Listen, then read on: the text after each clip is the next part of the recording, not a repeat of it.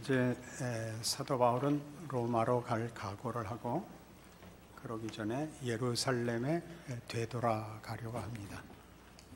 예루살렘은 이 모든 기독교 복음과 선교와 또는 그 확인과 근거에 중요한 그 장소요, 또 그 사도들이 모여 있는 것입니다. 보고를 해야 하고 자기가 한 일이 무엇인지, 하나님이 어떻게 어디까지 하셨는지 보고를 하고 또 그 다음 행보를 옮겨야 되는 것입니다. 3년이나 에베소에서 이렇게 그들을 눈물로 가르치고 열심을 다해 교육했는데, 이제 로마로 가기 위하여, 그리고 마지막 그 자신의 사역과 그 계획을 보고하기 위하여 예루살렘에 가야 됩니다. 예루살렘으로 가는 일을 그 22절에 보시면, 보라 이제 나는 성령에 매여 예루살렘으로 가는데 거기서 무슨 일을 당할는지 알지 못하노라. 오직 성령이 각성해서 내게 증언하여 결박과 환난이 나를 기다린다. 알고 있습니다. 그리고 29절에 내가 떠난 후에 사나운 이리가 여러분에게 들어와서 그 양떼를 아끼지 아니할 것을 알며, 30절에 여러분 중에서도 제자들을 끌어 자기를 따르게 하려고 어그러진 말을 하는 사람이 일어날 줄을 압니다. 그런데 다 놓고 갑니다. 우리는 이 사도행전 20장에 나오는 바울의 이 장면을 그의 비장함, 신앙적 어떤 지극함 같은 것으로 이해하고 있지, 이게 지금 무슨 현실이 벌어지고 있느냐에는 다들 그 시선을 놓치는 것 같습니다. 교회가 어린데, 그리고 어려운 일이 생길 게 뻔한데 놓고 가고, 자기가 가는 길도 어떻게 될지 모르는 길이며 어려운 길일 거라고 당연히 지금 예상하는데 가는 것입니다. 그러니까 신앙이 좋으면, 하나님의 자녀로 하나님의 일을 하면 하나님이 좋은 조건으로 인도하실 거다라는 생각은 꿈도 꾸지 마라, 그런 본문입니다. 그런 건 없습니다. 이 교회는 연약하기 짝이 없습니다. 어떻게 될지 모르고 너무나 뻔한 두 가지 일, 교회에 어려운 일이 당연히 벌어질 거다. 내가 가는 길도 어려운 일일 것이다. 그러나 그것을 성령이 명하신다, 그러는 것입니다. 그래서 교회는, 또는 개인 신자는 다 구별된 존재지만 세상 속에 던져져 있다는 걸 잊지 않으셔야 됩니다. 말하자면 이렇게 선택해서 밀봉하여 어디 저장해 놓는 것이 아닙니다. 주님 오시는 날까지 냉동실에, 무슨 숙성실에 들어가 있는 것이 아니라, 우리가 부름을 받은 그 현실, 그 환경, 그 정황, 거기에 주께서 부르시는 날까지 거기서 신앙생활을 해야 됩니다. 이 사실을 꼭 기억하셔야 됩니다. 로마서 12장에 가보십시다.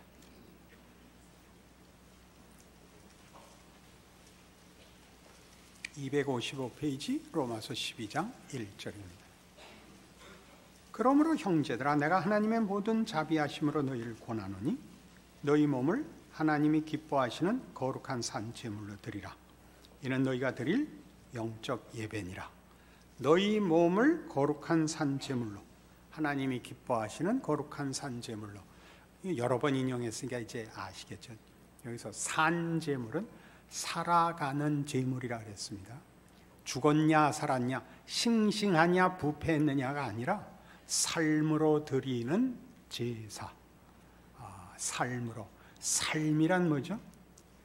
신앙적인 특별한 임무를 수행하는 것이 아니라 모든 인생에게 요구된 실존을 사는 것, 지지고 볶는 것, 주어진 정황에 책임을 다하는 것.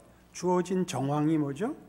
누구의 아내거나 누구의 남편이거나 누구의 자식이거나 누구의 부모이며 누구의 이웃이며 어느 나라에 속하며 그 사회에 속해 있는 그 책임을 살아가는 것으로, 거기에 그 지난주 설교대로 그 컨텍스트 속에서 텍스트를 증언을 해야 됩니다.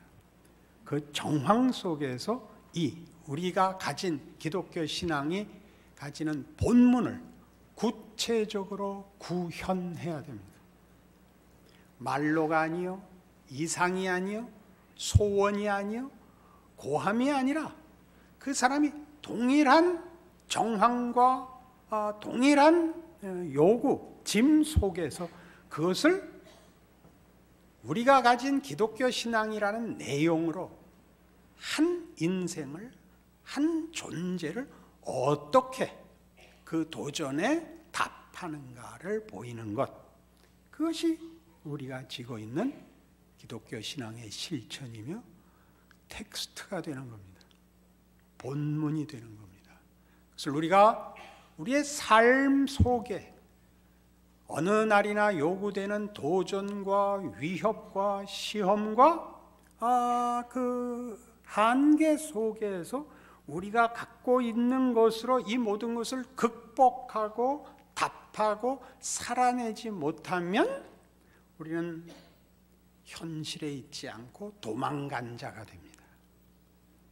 바울이 교회를 놓고 가듯이, 자기에게 부른 길로 뛰어 들어가듯이 교회와 모든 신자들이 그 시대에 요구되는 모든 도전 앞에, 현실 앞에 서 있다는 것을 잠시도 도망가거나 잊거나 타협해서는 안 된다는 말씀입니다. 그래서 같은 로마서 12장 1절의 이 요구는 2절에 이런 말씀으로 이어집니다. 너희는 이 세대를 본받지 말고 오직 마음을 새롭게 함으로 변화를 받아 하나님의 선하시고 기뻐하시고 온전하신 뜻이 무엇인지 분별하도록 하라. 이것이 왜 필요하죠? 예수 믿고 하나님이 우리를 불러다가 어디 비밀한 곳에 따로 격리시키고 보존하고 지켜준다면 2절은 필요 없는 얘기죠. 2절의 필요는 우리가 어디에 놓여져 있는가, 하나님이 우리에게 무엇을 요구하고 있는가가 너무나 분명한 말씀인 것입니다. 우리가 사는 자리, 우리 모든 신자들이 늘 거부하는 그 자리, 예수를 믿고 감격이 있고 열정이 생기고 항복이 생겨 이제 소원하게 된 세상이 아니고 영원한 나라, 믿음과 의와 거룩과 승리와 고결함의 나라에 대한 소망을 듬뿍 주셨음에도 불구하고 우리가 늘 놀라는 것, 문득 어느 날 정신을 차리고 보니까 그 자리, 그 모습 그대로 서 있는 자신을 발견하곤 하지 않습니까? 나는 잘못 믿었을까? 그동안에 가졌던 감동들은 다 거짓말이었을까? 그렇지 않습니다. 우리 믿음의 감동이 가졌던 소원을 이루어주기 위한 정황의 반전은 없습니다. 심지어 믿기로 결심한 나마저도 옛날과 달라진 것이 없습니다. 딱 하나만 달라졌죠. 옛날엔 이견 없이 한 마음 한 뜻으로 세상과 죄밖에 몰랐는데 하나님을 알게 됐다는 것이죠. 갈등이 생긴 것만 달라졌습니다. 이렇게 살면 안 된다를 아는데 그렇게 되지 않는 나를 보고 놀라는 나, 그것만 현실입니다. 기독교라는 신앙으로 정황을 바꾸는 일은 없습니다. 우리 모두에게 주어진 정황들은 우리가 소원한 것이 아니고 우리가 잘못한 것이 아니고 하나님이 시험하시는 것이 아니라 마태복음 6장 이 중요한 말씀에 나온 것과 같이 보실까요? 신약 성경 첫 번째 책인 마태복음 6장 33절입니다. 그런즉 너희는 먼저 그의 나라와 그의 의를 구하라. 그리하면 이 모든 것을 너희에게 더하시리라. 그러므로 내일 일을 위하여 염려하지 말라. 내일 일은 내일이 염려할 것이요 한날의 괴로움은 그날로 족하니라. 무슨 얘기를 하는 거죠? 오늘 직면한 문제에 답하라. 해결하라가 아니라 오늘 너에게 주어진 도전, 하나님이 말씀하신 대로 이 문제를 끌어안을래? 세상적으로 해결할래? 언제나 거기에 서 있는 겁니다. 안 그렇습니까? 내일 일은 내일 걱정해라. 내일이 걱정할 것이다. 이렇게 돼 있죠. 내일 일은 내일이 걱정할 것입니다. 내일은 누가 쥐고 있습니까? 하나님이 쥐고 있습니다. 오늘 하루 우리에게 닥친 모든 일들은 불행해서 생긴 일도 아니고 잘못해서 생긴 일도 아니고 우연히 그렇게 된 것도 아니고 하나님이 우리에게 그 창조와 부활의 권능으로 요구하시는 하나님의 재창조 사역입니다. 왜 하필 이런 일들을, 이런 고난과 억울함과 원치 않는 일들을 주시는가? 거기서만 하나님이 우리에게 만드실 무슨 일이 있답니다. 우리는 다 교육을 시험으로 받았죠.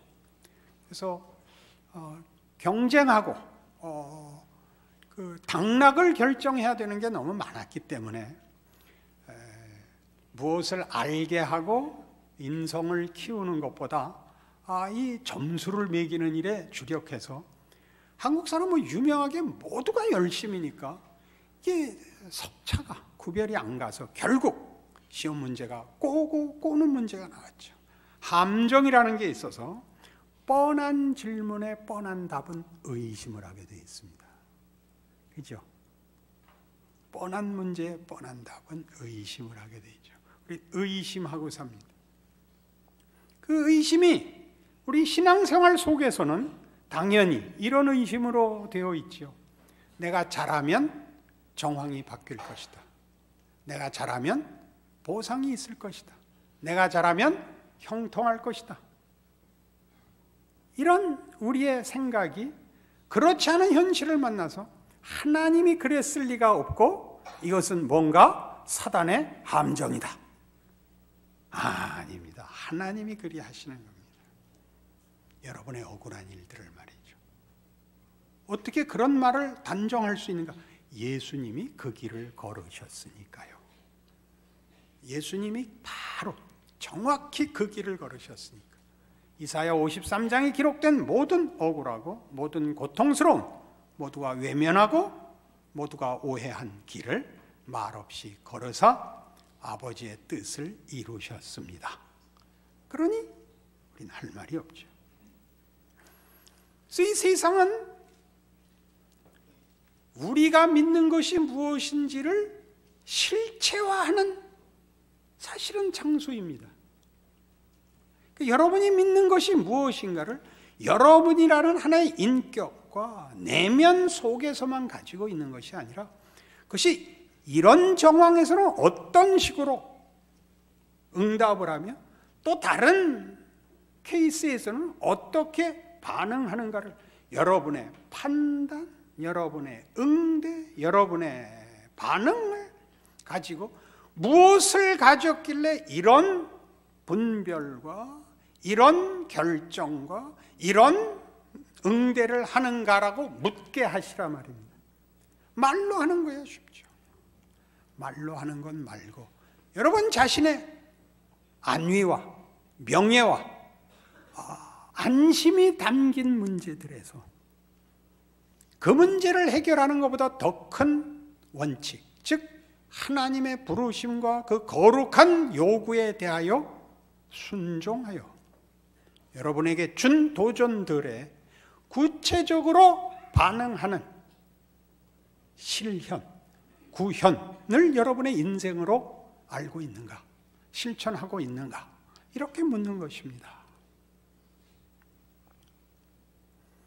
그렇게 하면 우리는 스스로 우리가 다 알고 있다고 믿고 이만하면 이것이 우리의 신앙이라고 믿었던 것이 아직 다 내 것이 아니라는 것을 발견하기도 합니다. 세상은 다만 우리가 누구인가를 증언해야 되고 구체화해야 되는 책임 있는 장일 뿐만 아니라 그 도전과 시험은 실제로 우리를 키웁니다. 모두가 절대 따라갈 수 없는 것, 나이란 뭐죠? 더 많은 경우를 당한 것입니다. 그 더 많은 경우가 한 사람을 깊이 있게 만든다는 것을 여러분 모두가 알 것입니다. 나이가 들고도 말이 많은 사람은 없습니다. 나이가 들면 대부분 입을 다물죠. 왜요? 그것은 정답이 없다는 것을 알기 때문입니다. 정답이 없다는 건 뭐죠? 본인이 극복하지 않고 정답이라는 지식이나 정보로 그 문제를 해결할 수는 없다를 아는 거죠. 옆에서 충고하고 뭐라 그러는 필요 없이 본인이 극복할 시간이 필요한 줄 알기에 나이가 들면 침묵합니다. 비난하는 침묵이 아니라 기다립니다. 기다려줍니다. 나이 든 사람의 가치가 뭐냐? 기다릴 줄 아는 사람으로의 존재지요. 나무가 기다려주겠습니까? 저 돌이 생각이 있겠습니까? 한 인격이 기다려주는 겁니다. 아무 소망도 없고 아무 능력도 없고 아무것도 할 수 없는 것 같은 나이든 구겨진 얼굴이 말없이 따뜻이 쳐다보고 있는 것보다 더 큰 격려와 더 큰 힘은 없습니다. 그렇게 성경이 요구하고 있죠. 에베소서 4장에 와보십시오. 313페이지입니다.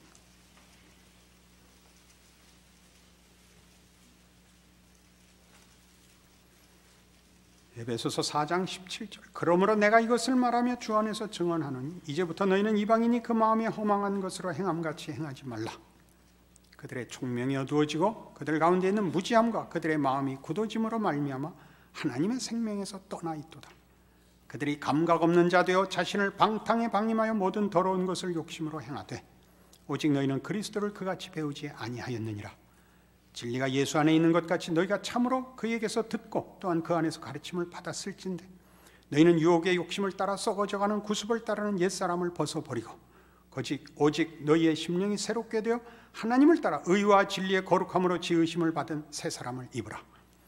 이것은 이 명령을 받는 자가 어디에 있는 겁니까?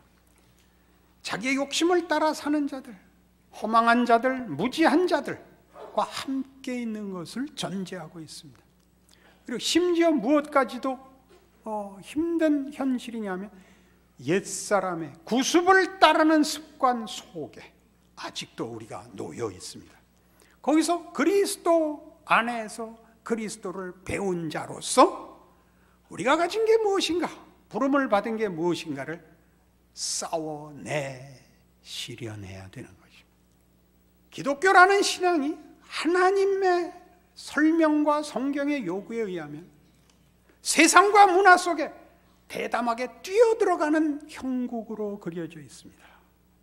예수께서 오신 것처럼 모두의 비난과 관심 속에 죽으신 것처럼 그렇게 숨어있지 않고 도망가 있지 않고 세상을 놔두고 다른 것에 우리를 이주시키려고 하시지 않고 이 세상에 뛰어들어와 요한복음 3장 16절 밤낮 외우듯이 하나님이 세상을 이처럼 사랑하사 독생자를 주셨으니라고 정면으로 뛰어들어오신 것이 기독교 신앙이요 구원이요 믿음인 것입니다. 교회와 개인이 세상과 현실 속에 하나님이 힘차게 우리를 붙잡아 밀어 넣었다는 걸 깨닫지 못하면 우리는 늘 고통을 면하고 자존심을 세우는 것 이외에는 기독교 신앙을 갖다 쓸 데가 없습니다. 살아내지를 못하죠. 삶에서 자꾸 도망가서 기도원 가고, 또 기도원에서 항의할 텐데 가야죠. 특별한 필요와 기도의 시간이 필요 없다는 얘기가 아닙니다. 보충하고 성찰하고 새 힘을 가지려고 각오하기 위해서 얼마든지 가야죠.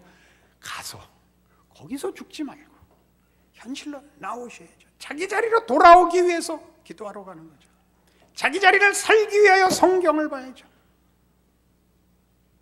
직장에 나와서 첫 시간에 성경부터 펴서 읽지 말고 첫 시간에 손부터 씻고 팔 솜에 걷어붙이고 일을 해야죠. 알아들어요? 이걸로 때우지 말고 기도하고 성경 본 것이 때워지는 것이 아니라 그렇게 급여를 받아 달려야 돼요. 걸어가야 되고 살아야 되는 것입니다. 살아내세요. 여러분의 자리는 하나님이 주고 하나님의 능력과 지혜로 세운, 그리고 그가 우리를 복 주시겠다는 모든 약속을 채우시는 구체적인 자리예요. 구체적인 조건이에요. 구체적인 환경이에요. 겁내지 마세요. 겁내지 마세요.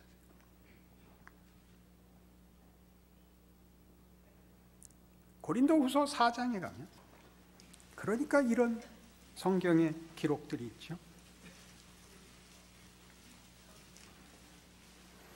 288페이지 고린도후서 4장 7절입니다. 우리가 이 보배를 질그릇에 가졌으니 이는 심히 큰 능력은 하나님께 있고 우리에게 있지 아니함을 알게 하려 함이라. 이 보배는 그리스도를 아는 복음, 믿음입니다. 질그릇에 가졌다는 건 우리의 육체에 가졌다는 뜻이기도 하고 우리의 보잘것없는 삶에 가지고 있다는 뜻이기도 합니다. 유진 피터스는 후자로 번역을 합니다. 우리의 평범한 삶의 이 보배를 가지고 있다. 우리 몸에 가지고 있다 그래도 맞습니다. 보잘것없는 육체에 이 보배를 담고 있다. 이어지는 말씀들을 보면 이해하실 거예요. 8절 우리가 사방으로 우겨쌈을 당하여도 쌓이지 아니하며 답답한 일을 당하여도 낙심하지 아니하며 박해를 받아도 버림받지 아니하며 거꾸로뜨림을 당하여도 망하지 아니하고 우리가 항상 예수의 죽음을 몸에 짊어지면 예수의 생명이 또한 우리 몸에 나타나게 하려 함이라. 우리 살아있는 자가 항상 예수를 위하여 죽음에 넘겨지면 예수의 생명이 또한 우리 죽을 육체에 나타나게 하려 함이라. 그런즉 사망은 우리 안에서 역사하고 생명은 너희 안에서 역사하느니라. 이 사람이 이중적으로 살죠. 박해를 받고 거꾸로뜨림을 당하고 죽음을 몸에 짊어지고 죽음에 넘겨집니다. 우리가 어디 있는가? 우리의 정황이 어디인가죠? 예수를 죽인 그 세상입니다. 그러니까 우리를 죽이죠. 그리고 우리는 슈퍼맨으로 살지 않습니다. 초월적인 힘을 갖고 있지 않습니다. 믿음을 갖고 있을 뿐입니다. 예수께서 하나님이심에도 불구하고 채찍에 맞으시고 죽으신 것 같이 방불하게 우리도 죽음에 넘겨집니다. 그러나 그 속에 우리는 다른 걸 갖고 있는 자입니다. 우리는 본문입니다. 그렇죠? 그러니까 거꾸로뜨림을 당하여도 거꾸로뜨림을 당하지 않고 버림받아도 거꾸로뜨림을 당하지 않고 죽음을 짊어지고 있으나 예수의 생명이 우리 몸에 나타나고 죽음에 넘겨지지만 예수의 생명이 또한 우리 죽을 육체에 나타나는 존재입니다. 사망 속에 있지만 생명을 전하고 있습니다. 이 이중성이 무엇을 의미하는지 분명히 아셔야 됩니다. 꿈꾸지 마십시오. 예수를 믿었더니 만사형통하고 말만 하면 열매를 맺고 그건 필요하면 하나님이 언제든지 하실 수 있습니다. 예수께서 공생애를 사시는 동안 많은 표적을 보이셨는데 세상과 정황을 바꾸기 위하여 기적을 동원하신 것이 아니라 표적을 보이십니다. 당신이 무엇을 위해서 왔고 무엇을 가지고 왔는가를 보이기 위해서 사용했지 당신의 생애를 죽음을 피하는 것으로 그걸 쓰지 않아서 나중에 그를 십자가에 못 박는 자들이 뭐라고 희롱을 합니까? 네가 다른 사람은 구원하면서 너 자신은 왜 구원하지 못하느냐? 그러니까 중요한 희롱이 됐습니다. 기억하고 사셔야 됩니다. 고린도후서 6장엔 동일한 얘기를 이렇게 쓰고 있죠. 1절 이하를 봅시다. 우리가 하나님과 함께 일하는 자로서 너희를 권하노니 하나님의 은혜를 헛되이 받지 말라. 이르시되 내가 은혜 베풀 때 너에게 듣고 구원의 날에 너를 도왔다 하였으니 보라 지금은 은혜 받을 만한 때요 보라 지금은 구원의 날이로다. 우리가 이 직분이 비방을 받지 않게 하려고 무엇에든지 아무에게도 거리끼지 않게 하고 오직 모든 일에 하나님의 일꾼으로 자천하여 많이 견디는 것과 환난과 궁핍과 고난과 매맞음과 갇힘과 난동과 수고로움과 자지 못함과 먹지 못함 가운데서도 깨끗함과 지식과 오래 참음과 자비함과 성령의 감화와 거짓이 없는 사랑과 진리의 말씀과 하나님의 능력으로 의의 무기를 좌우에 가지고 그렇죠? 이런 걸 가지고 있으나 보세요. 영광과 욕됨으로 그러했으며 악한 이름과 아름다운 이름으로 그러했느니라. 우리는 속이는 자 같으나 참되고 무명한 자 같으나 유명한 자요 죽은 자 같으나 보라 우리가 살아있고 징계를 받는 자 같으나 죽임을 당하지 아니하고 근심하는 자 같으나 항상 기뻐하고 가난한 자 같으나 많은 사람을 부유하게 하고 아무것도 없는 자 같으나 모든 것을 가진 자로다. 어느 한 것을 어느 것을 압도하려고 그러지 마세요. 우리는 정황에 질 수 없는 사람이에요. 그러나 우리가 갖고 있는 본문으로 이 정황을 장악하고 조작하고 부리려고 하지 마세요. 왜? 그 정황은 하나님이 우리에게 준 도전이에요. 하나님이 우리에게 요구하고 있는 현실이라고요.